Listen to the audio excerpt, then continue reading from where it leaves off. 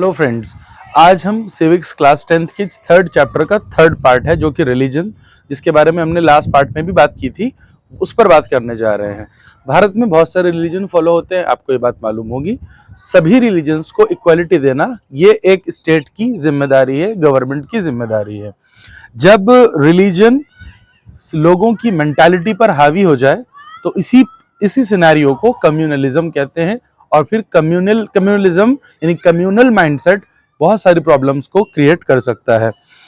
और कम्युनलिज्म आप इसको इस तरह भी डिफाइन कर सकते हैं कि जब रिलीजन ही लोगों की एक्चुअल पहचान बन जाए और कुछ नहीं, उनकी एजुकेशन, उनकी पोजीशन, उनकी ऑक्यूपेशन, उनका प्रोफेशन, ये सब चीजें सेकेंडरी हैं।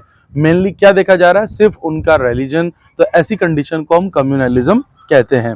इसके क्या क्या कॉजेज हैं, इससे बहुत सारे नुकसान होते हैं। आप देखते हैं वायलेंस, कॉन्फ्लिक्ट्स, कंट्रोवर्सी, डिस्प्यूट्स बने रहते हैं, देश में शांति का माहौल नहीं रहता है। इसके कई सारे फॉर्म्स भी हैं। दंगे होते हैं, पॉलिटिकल मोबिलाइजेशन यानी एक पर्टिकुलर धर्म के मानने वाले एक पर्टिकुलर पार्टी की तरफ चले जाते हैं और दूसरे मानने वाले दूसरी पार्टी के साथ चले जाते हैं। प्रिजुडिसेस बनते हैं, एक दूसरे के लिए रेस्पेक्ट खत्म हो जाती है। आपने पावर शेयरिंग वाले पार्ट में भी सुना होगा मुझसे कि जब हम एक दूसरे के साथ पावर को शेयर करते हैं, एकोमोडेट करना सीखते हैं, लेकिन जब हम प्रिजुडिसेस बना लेते हैं तब हम एक दूसरे के लिए रेस्पेक्ट खत्म कर देते हैं और प्रॉब्लम को बढ़ाते हैं। लास्ट बात है आज के लिए, सेक्युलरिज्म किसे कहते हैं।